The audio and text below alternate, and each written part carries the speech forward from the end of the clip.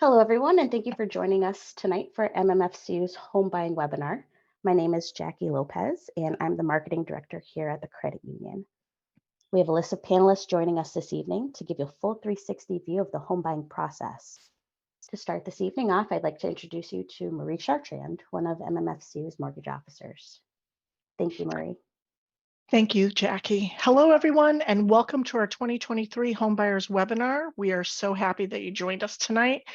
As Jackie stated, we will discuss all the important steps to home ownership. We're going to go from the pre-approval process right to the closing process. So if you're a first-time home buyer, we hope that this will answer most of your questions. And if you're joining us as someone who hasn't purchased a home in a while, but you've done that, you've been through that before, this will be a nice refresher course for you. So today's speakers, myself, my name is Marie Chartrand. I am a mortgage officer here at MassMutual Federal Credit Union. I will be discussing the pre-approval process right through what we do as the mortgage officer through to closing. Joining us tonight, we also have Dawn Raffini with Remax Connections. She is a realtor, and Dawn will discuss the steps to a successful home search. We also have David Sherwood with Sherwood Inspection Services, and he is a home inspector, and he will walk you through the steps of a home inspection. And last but not least, we have Donna Wexler with Bacon and Wilson, and she's an attorney, and she will discuss the process of closing on a mortgage, all the legalities of that end of it. Our outline for tonight will be first steps, no costs associated with buying a home. What does the lender do? Familiarize yourself with different types of mortgages that we offer. Finding the home that is right for you. What is a home inspection? And understanding the closing process and related costs. First steps review. This is what we try to make sure that people understand. How much debt do you have? These are the steps that you need to take a look at before you begin the process. How much debt do you have? Your credit report. If you haven't looked at a credit report lately, grab a credit report, take a look at it, correct any errors, take steps to improve your score, make sure that you have savings for a down payment, make sure you have savings beyond that for future, and know how much you can afford. And we'll talk about each of those steps. So the costs of purchasing a home. Down payment, minimum 5%. 5% will have you in the what we consider a conventional mortgage. That is what Fannie Mae looks for, is 5%. We do have a first-time homebuyers program where you can put as little as 3%. If you are looking to avoid PMI, which I will discuss later, you might want to put down 20%, but you're going to want to have at least 3% down, and that is based on your purchase price. Closing costs and points. Closing costs, we always tell people here at MassMutual Federal Credit Union, we try to give a ballpark figure of about $5,000. And with that, we are including our fees, we're including the appraisal, we're including the attorney fees, and we're trying to guesstimate escrows. And escrows are on your homeowner's insurance, your taxes. If you're going to need PMI, which is private mortgage insurance, if you're putting less than 20% down, you will have to pay private mortgage insurance. So when we say that figure of around $5,000 for closing costs, in addition to your down payment, we're trying to take all of those figures into account. So you need to have that as well as your down payment. Escrow, if you're putting down less than 20%, we will need to, per Fannie Mae guidelines, we will need to escrow your insurances and your taxes. If you're putting down 20% or more, you can pay those on your own. You can choose to have us escrow or pay them on your own. And what escrow means is that we're going to, in addition to your principal and interest payment, so a mortgage consists of a principal and an interest payment. And if we have to escrow, you're going to pick your home insurance company and we'll have to pay that bill for you.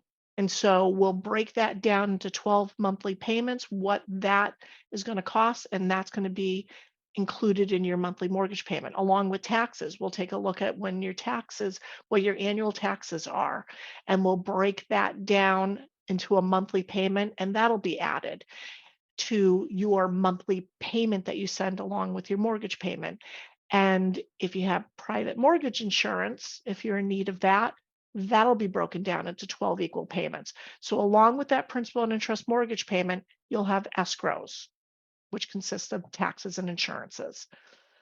That encompasses your full monthly payment.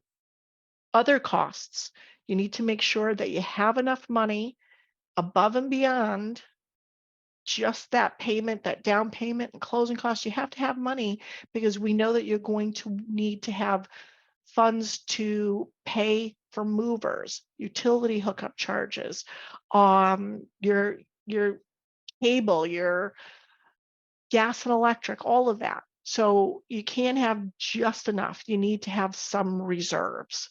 And reserves, depending on your debt to income, depending on your loan to value, these ratios, your reserves could be anywhere from 1 to 6 months of reserves that they're going to want to see that you have available above and beyond just what you need to close on the home.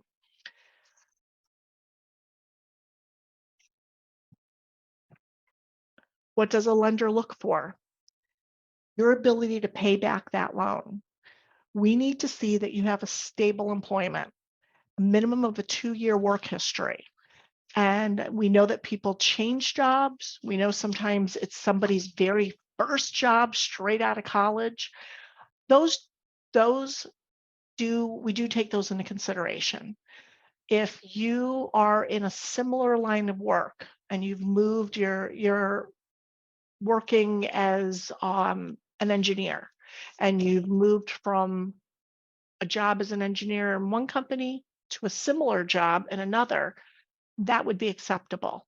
If you're straight out of college, first job, and you have, you have gainful employment, that's something we would consider. But if you switch up to you decide to go to self-employment suddenly, then we're going to need to see that 2-year work history. Your debt to income ratio.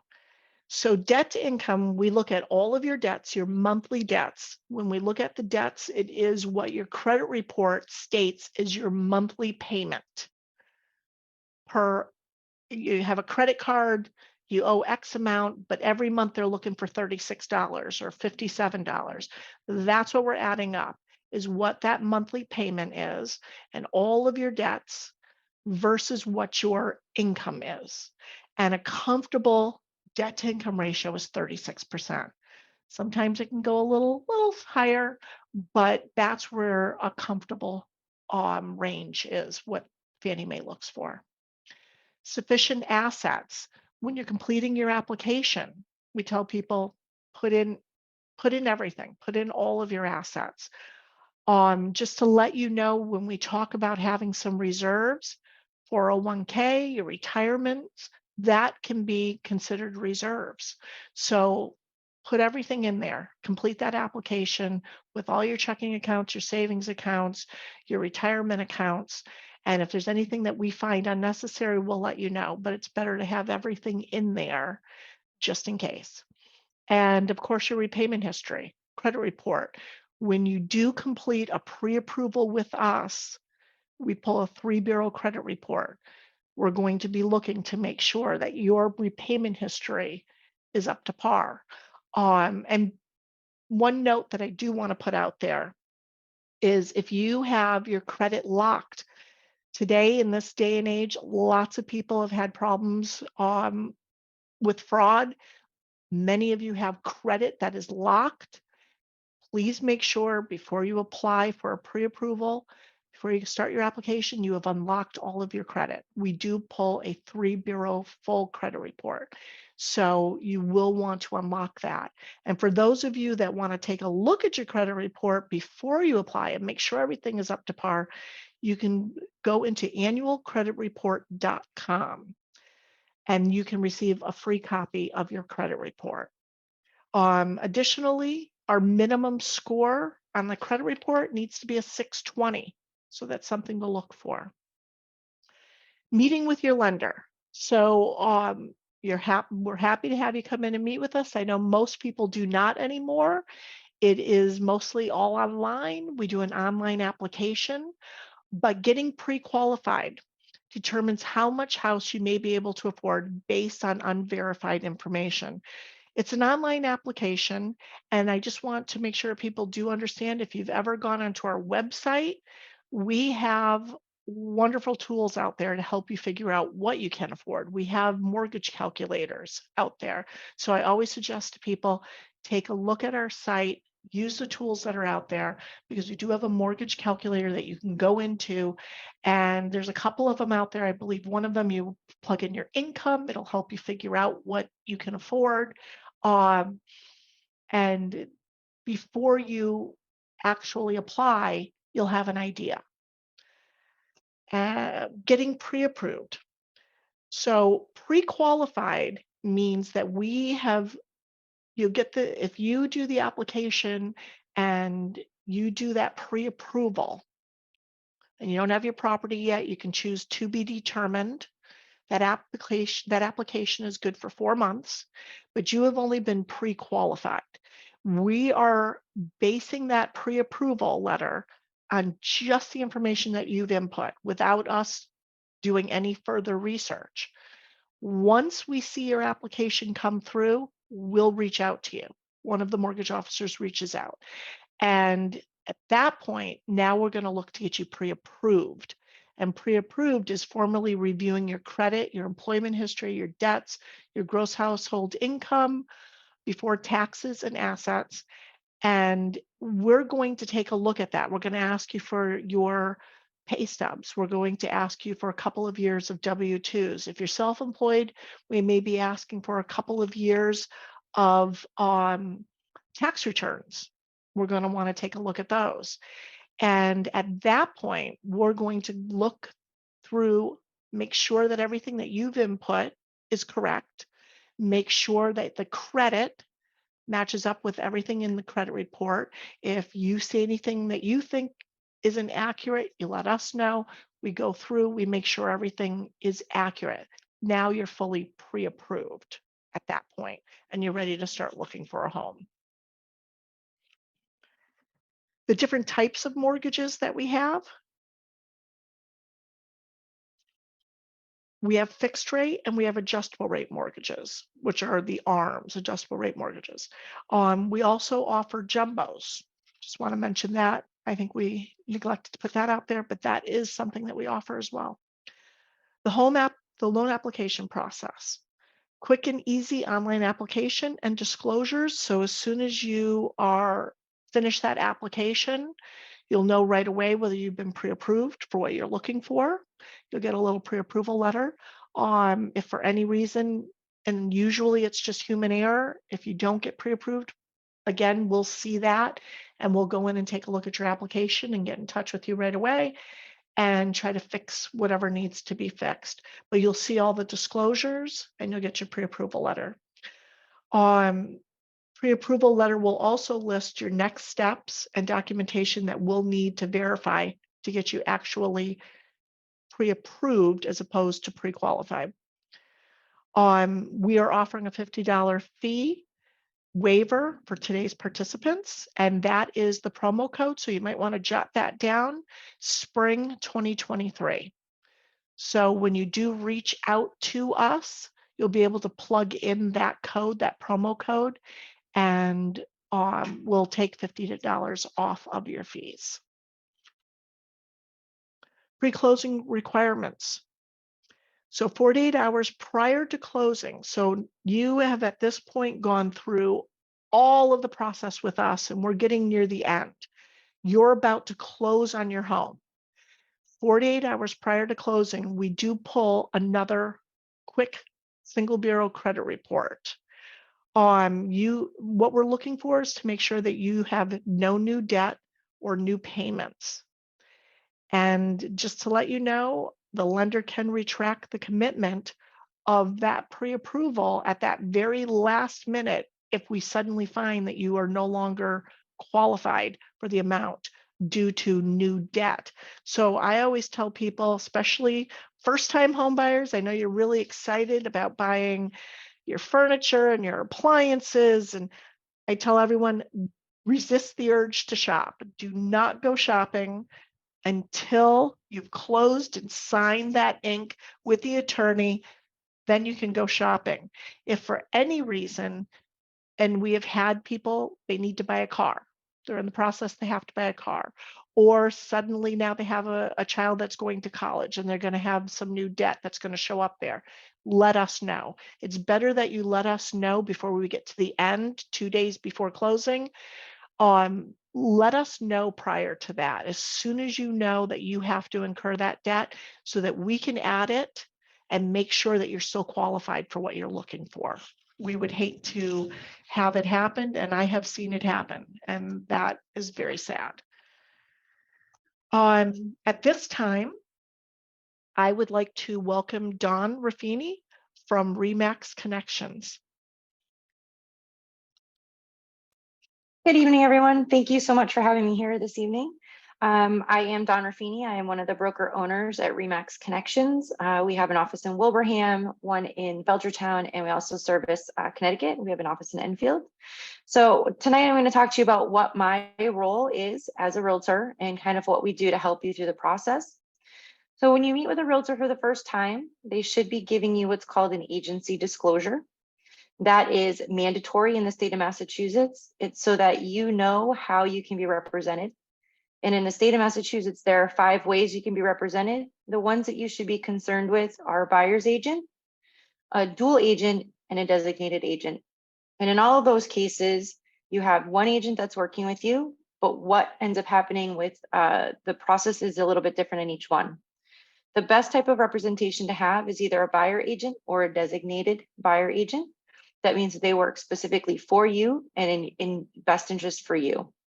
A dual agent would work on behalf of you and the seller, and in which case they really can't give you any advice, guidance, or counsel. So again, you always want to make sure that you're being represented by a buyer's agent, whether it's a straight buyer's agent or a designated buyer's agent. If they're designated, it means it's a listing that's within their own company, and another agent is designated to represent the seller.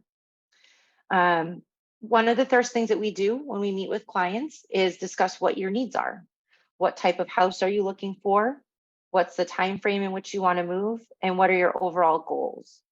We will ask you if you're already pre-approved and what type of loan product you're getting, because that helps us in determining what the house needs to meet for requirements as well.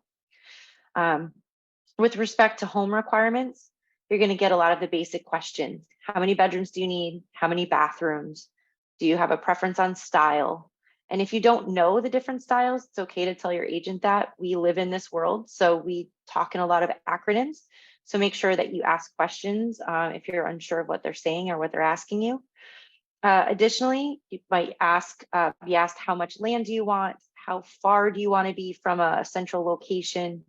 What city or town do you want to live in? Are there particular amenities that you're looking for? All of those questions help us to determine what's the best fit for you in terms of what you're telling us, so we can help guide you. The best way to find an agent to work with you is to get referrals. You might probably have friends or family that have bought or sold recently. You can look up reviews online. You can call your local board of realtors or go online and look at a list of realtors that are out there. But I do recommend that you avoid contacting multiple agents. What ends up happening if you do that, if you put in a request to see a house through Zillow or Trulia or Realtor.com, you're going to get a different agent every time.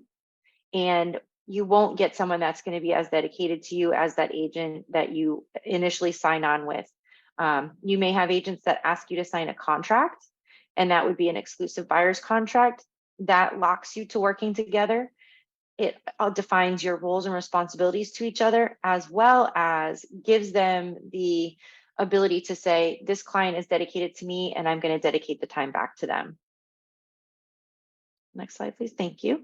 For house hunting tips, so we talked about this a little bit already, but it's important to know what kind of house you're looking for. A lot of people coming into this process initially think, well, I grew up in a colonial or I grew up in a ranch, so that's the type of house I want, which is completely fine. Just know that there are going to be times where the agent might ask you again, would you be interested in or consider looking at a different style of house? Same thing on area to live. The way that the market has been lately, it's very competitive. There are not as many properties to choose from at any given point in time because of the competitive nature of the market. So you may need to expand your search a little bit more than what you initially intend. An agent will always work with you on offering suggestions for another town or another style that might be close to what you're looking for. So you can take a peek at that and see if it does actually fit. If there are special requirements, they're what we would call non-negotiables. Let your agent know. Like if you only want a house that has a fireplace because that is really important to you, let your agent know that, and they'll pare down the properties that are being sent to you for consideration. Things to think about when you're looking at buying. Again, these become what I would also consider non-negotiables. Location is really the biggest one because you can't pick up the house and move it easily. I mean, can it be done? Yes. Does it cost a lot of money to do it? I would assume so. Floor plan. Floor plans are important, but it's also important to know that there are modifications that can be made to a floor plan if it's a location that you absolutely love. Gross living area, a little bit harder to change up unless you're on a large enough piece of property that you could expand down the road. Some of those questions are where the inspector comes into play, or we would get a contractor in there to tell us if we can take out walls or move certain things around. Things to not be as concerned with, even though HGTV will have you thinking that every property should be in what we call show condition. Most of them are not. Aesthetics. So if the kitchen is dated but in good condition, or if you need to remove wallpaper from the 1960s, if it has hardwood floors but they need to be refinished, those are things that you can build some sweat equity into the property. And I will always consider, tell buyers to consider doing those upgrades yourself as opposed to paying for what would be the end use upgrade of somebody else. You should be taking notes when you're in a property so you can remember what it is that you liked and didn't like about it. It helps to recap with the agent as well. As far as taking photos, we do have to get permission for that beyond what's already online. So if that's something you're interested in doing when you're in properties, let the agent know so that they can get permission ahead of time. Scheduling a second showing sometimes is tricky given the market conditions. However, if it's possible to do that and you're unsure of whether or not that property is right for you, you should definitely ask to have that second showing. So once you find a house you like, usually as agents, we can tell almost immediately when you walk in the house if it's a house you like. But the first thing you'll do is talk with your agent about what that offer looks like. We would be looking at what's sold in the area to give you an idea of what fair market value should be. But when you do come time to make that offer, you're going to have to put down some earnest money. We'll put in a deadline for inspection contingency. That's typically 10 to 14 days to have that done from the time the seller accepts your offer. We'd work out when we want your mortgage contingency date to be. That would be when Marie would say, okay, we have mortgage commitment. We have to pick a date for that. The average turn time for closing is 6 to 8 weeks from the time that you generally have what's called a purchase and sale agreement. In Massachusetts, we're a two-step state. So you write an offer first, then we put the purchase and sale together with the attorney. Donna would do that with us. If you're in Connecticut, the offer is the purchase and sale, but we do build in a contingency for the attorney to review it to make sure that all of the pieces that are there match up properly. Sometimes we're going to get a counteroffer where you might offer the seller $250 for the house and it's on at $265 and they're going to come back at $265, or they could come back at something that's what's called a best and final when you're competing with other buyers. that gives the seller a baseline for everybody. They put in their offer and then they come back and say, we have multiple offers. We'd like everybody to bring us their best and final offer by, and they give you a day and time. And then the seller just reviews that best and final offer from everyone. As it says on here, the attorney would review the sales contracts. There are riders that attorneys put on to make sure that there's other things that are not specifically listed in our boilerplate purchase and sale agreement that are addressed. Once we do have that contract, usually we're negotiating that purchase and sale agreement while you're scheduling and potentially doing your inspections. So there's an overlap there. But once that happens, Marie would order the appraisal, work on the mortgage commitment. You as the buyer would work on getting your insurance binder, and that's for your homeowner's insurance, and setting up your utilities. The certificates are taken care of by the attorney. So that Donna would be looking to get what's called a municipal lien certificate to make sure there's no outstanding taxes or any outstanding utilities that are owed. We would do a walkthrough. I typically do my walkthrough the day of closing, just because sellers, unfortunately, sometimes do need that extra time to get out. And we want to make sure there's no damage in the property, that things still work based on the last time we were in there. Does the heat work? Does the central air still work? Hot water, is that still working? And then we would go to closing. And then Donna will fill you in on what happens once we get to closing.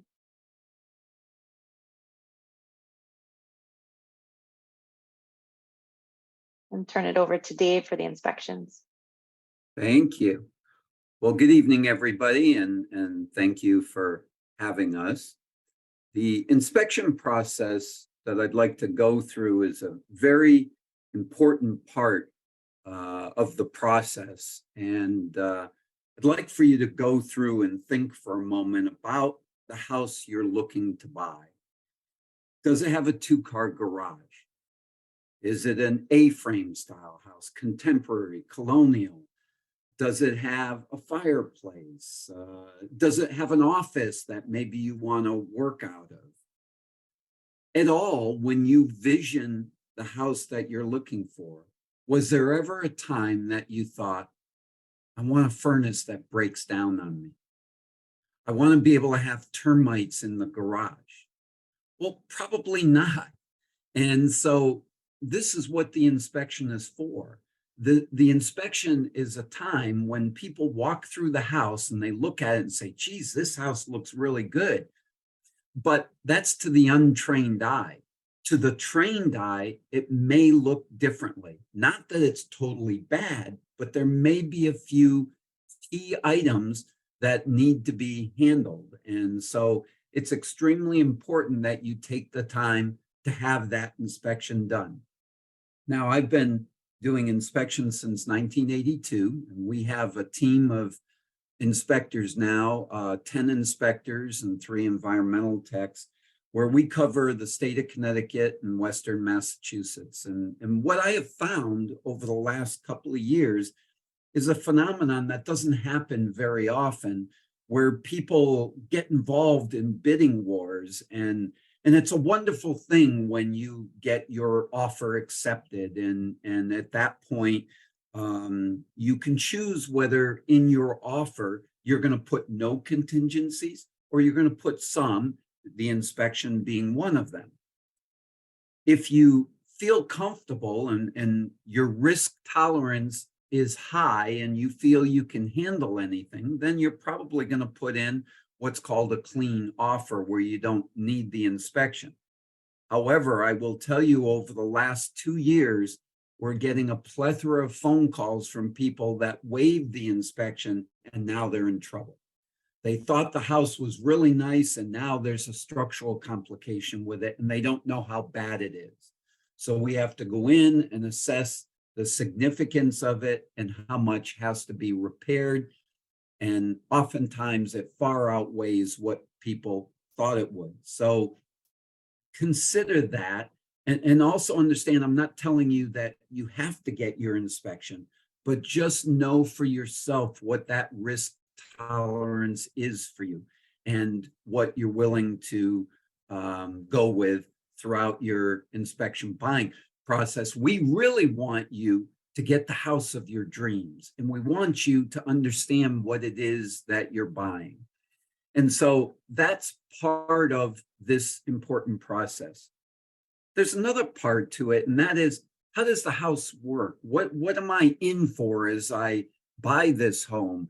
And what can I plan on in the future? Now, some people want to make renovations, and which is a bearing wall and which isn't a bearing wall? How old is my roof? And what does that mean to me? And what's it going to take to repair it, maintain it, or replace it? And most people don't really know what it takes to maintain a roof. People don't think that you need to maintain a roof. Well, yes, there are very critical time periods, particularly after heavy storms, that you do want to make sure that you're maintaining your roof if needed. This is an investment for you. It's a wonderful investment. In fact, it's one of the most valuable investments that you're going to have. So therefore, you want an investment that's going to pay dividends down the road. So you want to be able to know what it's going to take to maintain it so that you can reap those rewards as you move on and maybe buy a bigger house in your next step up, or a different type of house or different location.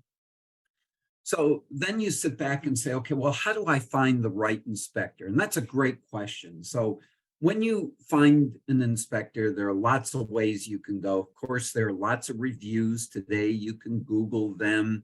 You can look online. You can ask for recommendation from friends, families, and people involved in your real estate transaction. All those are great ways to do it.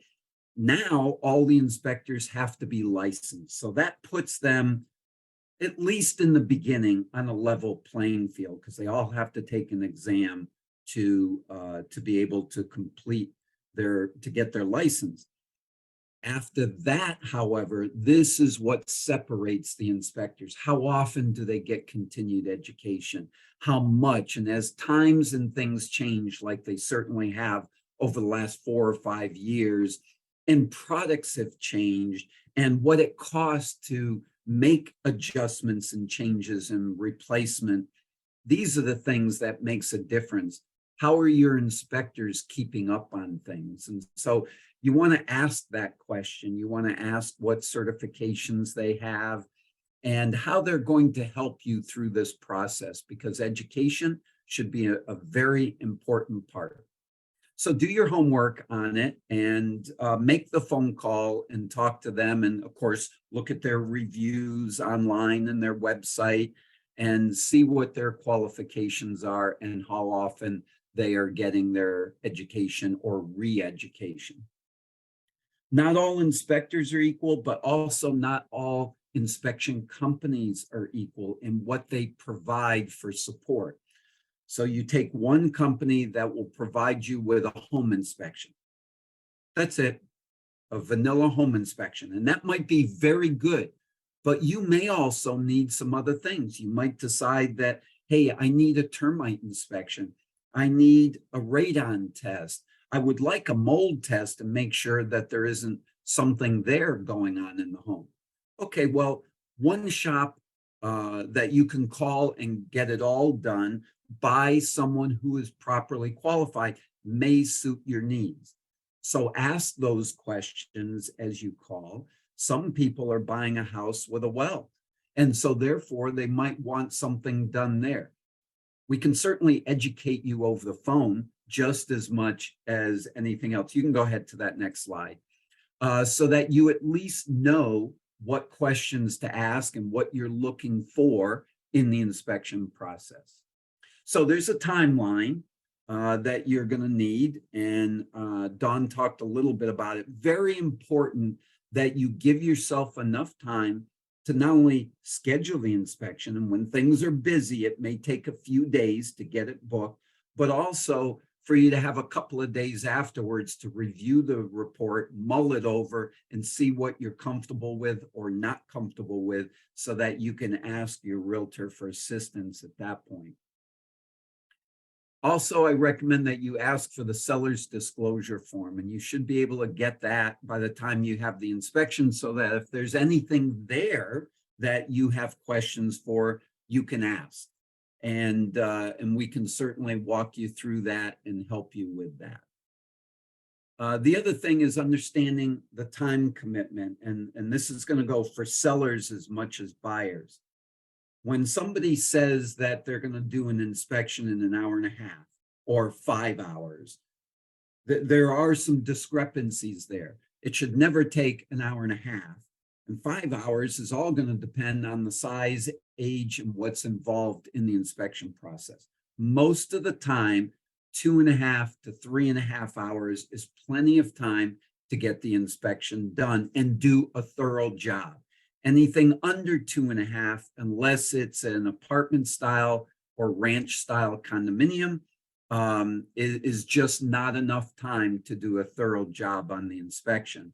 So that would also be a great question to ask your inspector, but also plan your time as to how long it's going to take you to go through that process. Next slide, please. So what does an inspection give you? Well, first of all, it's going to give you that verbal information. If you can be there and present for the inspection, that will give you a chance to see things firsthand as the inspector goes through. To follow up with that is going to be a detailed report. And that report's going to cover foundation, roof, attic, insulation, ventilation, plumbing. All of these things are standard, and they're standard for the Commonwealth of Massachusetts as well as the state of Connecticut. Beyond that, you have options to get other inspections. Now, in the lower portion and central portion of Massachusetts, they're now finding some foundation deterioration or degradation, as they call it. So you may want a foundation evaluation done as an addition to your inspection. And in Massachusetts, that has to have an engineering stamp on it. Termite inspection, of course, those pesky wood destroying insects, you want to make sure that whether it's a carpenter ant, termite, putter post beetles, carpenter bees, that you have that checked for and determine if there is damage, to what extent.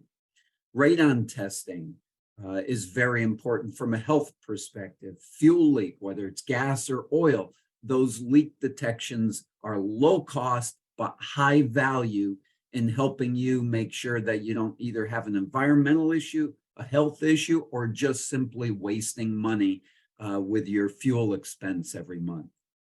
Now, the reports that come out, there'll be two types typically. One is narrative and the other is checklist.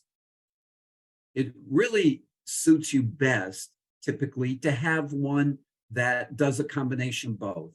It goes through checking all of the systems for you, but you want it in a narrative form where you get some understanding and information about what is the issue or what the condition is. On top of that, photos and some videos can also be very helpful, because oftentimes these will be of areas that you couldn't get to, like you didn't want to crawl through the attic or the crawl space underneath or get on the roof, whatever that might be. And so getting all of those pictures put into your report for you can not only help you now, but help you going into the future. And of course, you really don't want an inspection company that's going to be gone tomorrow, one that's been around and can be around to answer your questions in the future about future projects or the future condition of the home that you're purchasing. Inspections are not warranties. It doesn't work that way. Not that you couldn't buy a home warranty. However, make sure if you're going to do that, you read all the fine print, because if there's any step you miss and they look for all of them, they're not going to pay out on it. So be cautious of those as well. So that's the end of the inspection portion. And this all fits in very nicely in your real estate transaction time periods. So if you have any questions, of course, you can call us and we'd be happy to help you out. And I wish you a lot of luck in your endeavors. Thank you very much.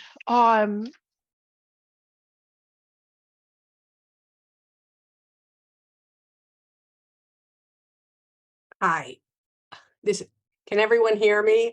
I'm not sure what happened to Marie, but I'm Donna Wexler, and I'm the attorney speaker in the webinar tonight.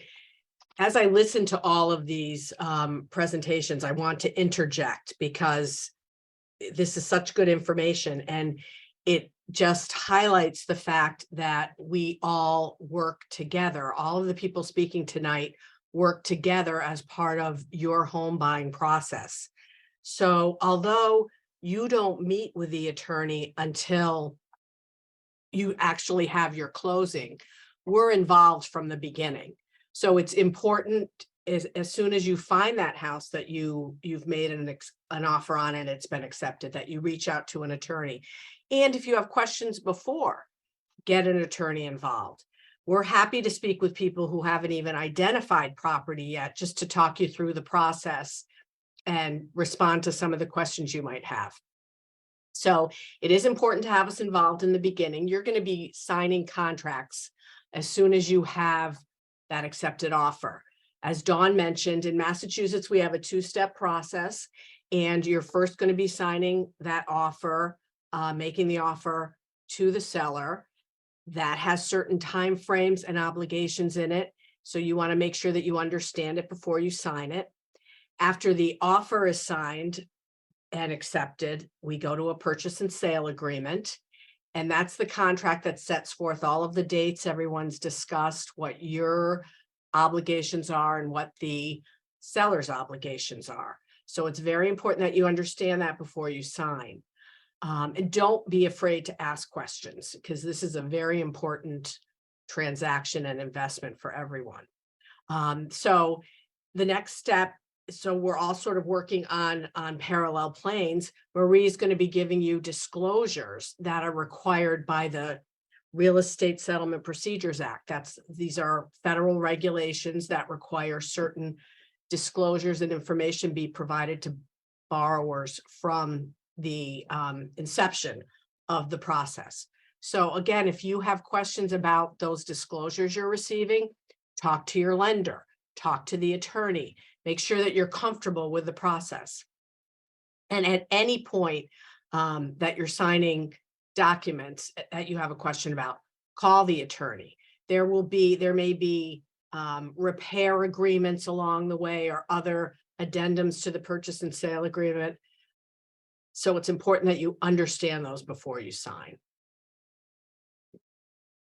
So what we do from the beginning of the process is, as I mentioned, review the offer and then the purchase and sale agreement. And our process at Bacon Wilson is to be in touch with you and either discuss them in person if you're more comfortable, or via telephone or email, but just to confirm that you've read the agreement and that you understand it. And then after the agreement is signed, you're going to be doing your inspections, and I cannot highlight how important it is to have inspections.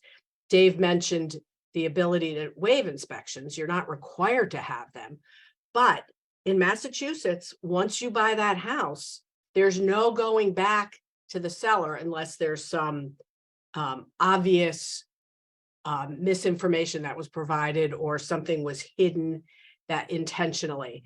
Otherwise, if you decided you didn't want to do an inspection and then found out later that the heating system was going to go in a month or two or fails within a month or two, that's your problem now. So it's very important to have that inspection. And after this purchase and sale agreement is signed, what we're doing in our office is the due diligence. We're obtaining the tax information. Dawn mentioned that as one of the certifications we get. We get information from the municipality as to any outstanding taxes, water and sewer, utilities, if it's a town that provides municipal utilities. We get all of that information. We do a title examination. The most important thing that we want to find out before you buy is that the seller really owns the house and that there are no liens or encumbrances that are going to affect your title to the property. So What we're required to do in Massachusetts is to search at least 50 years back to confirm that that seller has good title. And I say this all the time, and it's frustrating if you're in the middle of it, but if your attorney calls you and tells you that we have to delay the closing because of a title problem, it'll be very frustrating, but it's a good thing that that was determined before you bought that house. Because if you don't have good title to the property, then what your investment may be far less worth than what you thought, or worth nothing. So that's a very important piece that we do. We also get in Massachusetts a plot plan. A surveyor goes to the property and determines that the house, the buildings, the driveway are within the lot lines of the described deed. So that's very important. Also, we want to make sure your house isn't built on an easement. An easement is something that provides the holder the ability to go in and maybe dig up that land. And if your house is built on that land, you have a problem. And these are all examples of things that we have determined over the years. So those are all the things that we're doing while you're working with Marie for your loan, and Dave's doing your inspections. We're doing all that other stuff. So we have a number of different roles and responsibilities. As I said, we conduct the title exam and then review it. Sometimes we work out problems that you're not even aware about of as the buyer, because we've determined that things that we need to clear up the title, and that's done before we close. We coordinate all the parts of the closing with the lender, the seller's attorney, the real estate agent. There are a lot of us involved in the process, and we need everybody on the same page to get us to that closing table. So we're working with the lender from the time you make your application. They may ask us, we have to provide title information to them, tax information to them. We have documents from them that you ultimately will meet with the attorney and sign. We prepare paperwork for the closing. There's a lot of paperwork that we still need to sign for closing. Some lenders are going more electronic, but in Massachusetts, we're still required to have wet signatures on certain documents. So you do have to meet with the attorney to sign those documents. There are a lot of checks that get generated for the closing, and we prepare the checks, make the disbursements of all of the payments. So when you come to a closing as a buyer, you just have to bring one check or wire one amount, and then the attorney's office takes care of getting all of the money to the required places. After you sign everything, we record some of the documents at the Registry of Deeds. To make the closing official and actually put title into your name, the deed has to be recorded at the Registry of Deeds. And then there are also other documents, the mortgage, some other documents that need to be recorded. But that's what makes it official, and that's what your attorney's office takes care of. We also prepare title insurance, and that title insurance is required by your lender. That's insurance on the title. And then there's also title insurance available for you as an owner.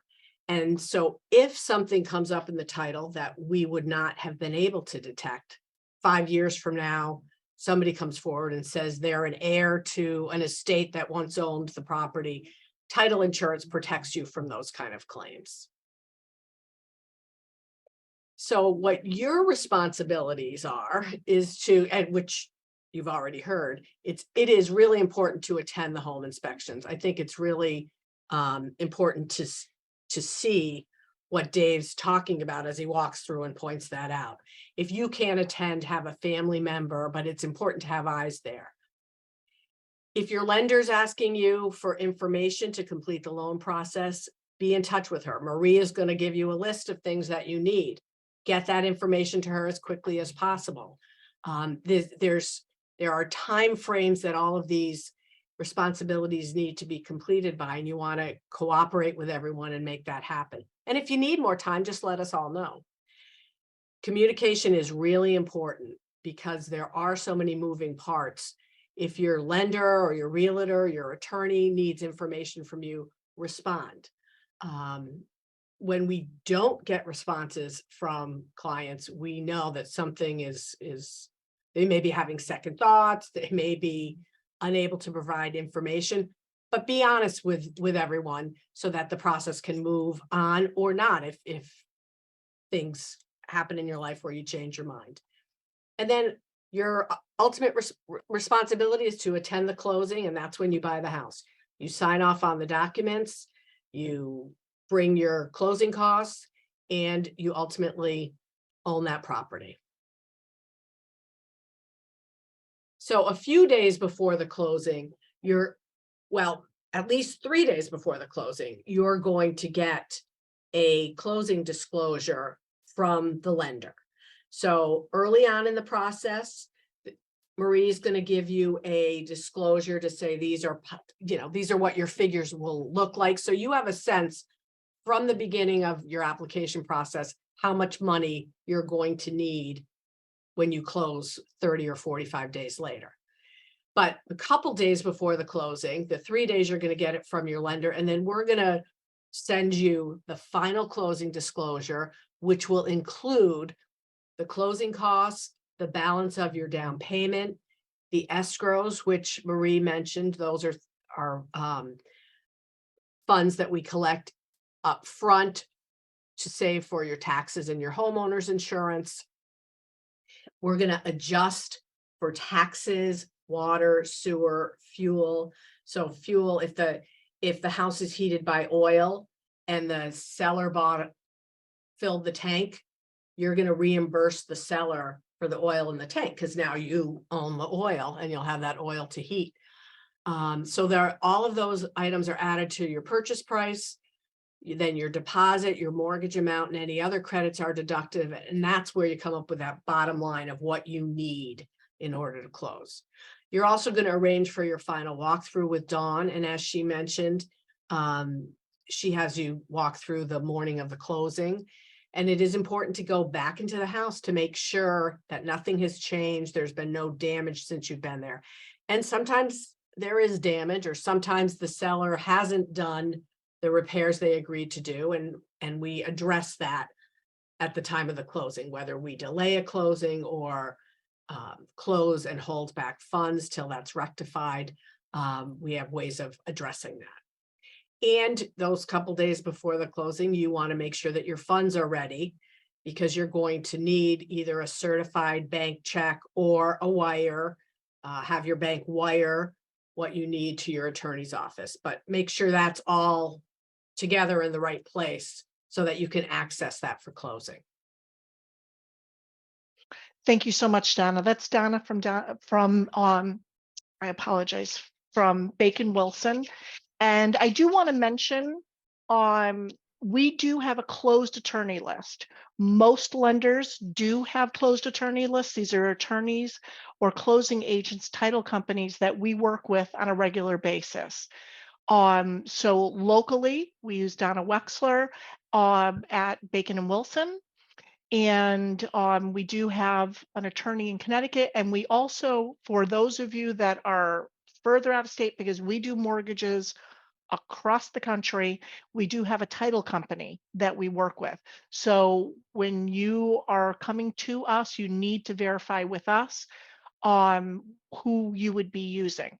That way, if you do have questions for the attorney at the front end, we can let you know who you'd be working with, and we can give you their contact information, because many times people will call, they're trying to work out some legalities before they purchase a house or before they, commit, and they want to talk to an attorney. We'll make sure that we get you to who you will be using for your closing. Thank you so much, John. And sorry about that. I was having a little bit of I was coughing, so I couldn't jump in there. So I apologize. No problem. But thank you so much. So current market conditions, the inventory of available homes will remain low and prices seem to be leveling off. So right now I am still hearing from borrowers that I have a few that have put in pre-approvals, they've been pre-approved, and they're having a tough time finding properties, finding something that's in their price range. What is available out there is not a whole lot of homes. And we've heard stories. I know that we have heard Dawn talk about, it's negotiations are not as frequent as they used to be years ago, where you can negotiate a price.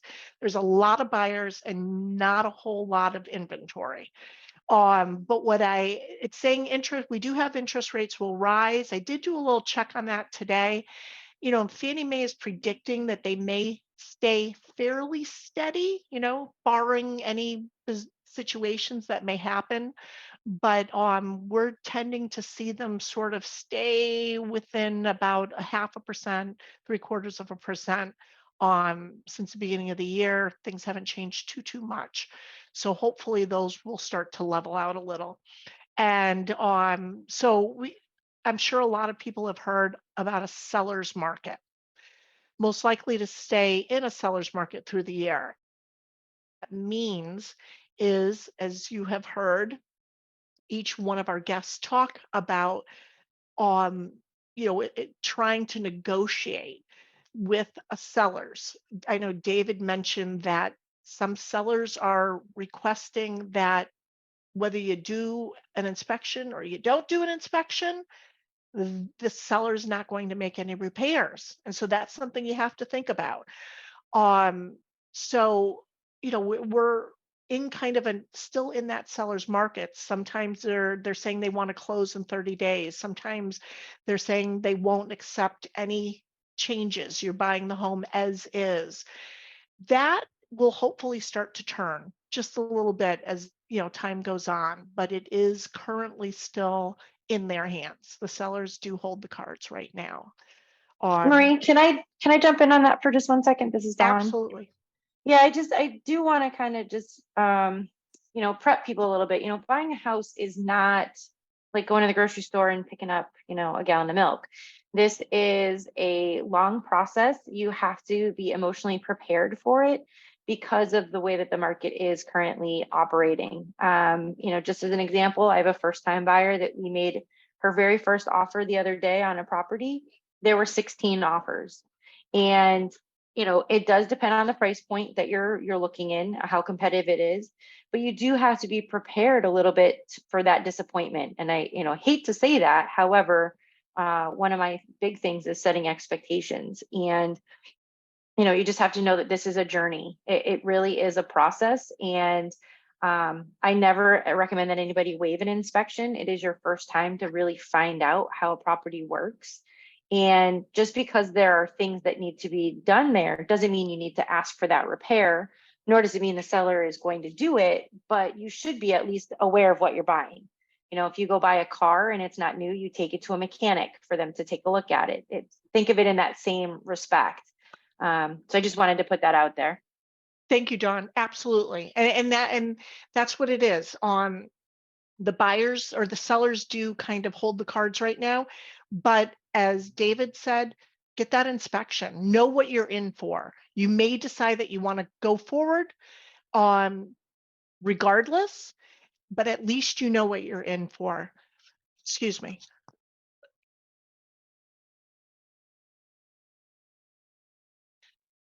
So now we'll talk about the timeline review, shopping per home. First step, you do want to get pre-approved with a lender. And you do not need to know the address. You don't need, you do have to have an idea of what you're looking for funds, but we do have the option to choose to be determined. And our pre-approvals are good for 4 months. That's as long as the credit report that we pull is viable. So it gives you time to look for a home. And I always tell people, kind of do that when you know that you're ready, you've done your research on your credit, you feel like you've got that down payment, you have the funds to close, you are financially and credit wise, you're kind of ready and you're ready to start shopping. You're ready to work with a realtor and start looking at homes. Get yourself pre-approved. choose your real estate agent, begin your process of looking at houses. And again, your real estate agent will be the person that'll help you find the home that's just right for you. Find your house. You're going to write your offer to purchase. And if you have the opportunity to negotiate, by all means, try to negotiate. At that point, you'll have that time frame that you need to have that home inspected. You're going to then sign a purchase and sale agreement or an offer to purchase.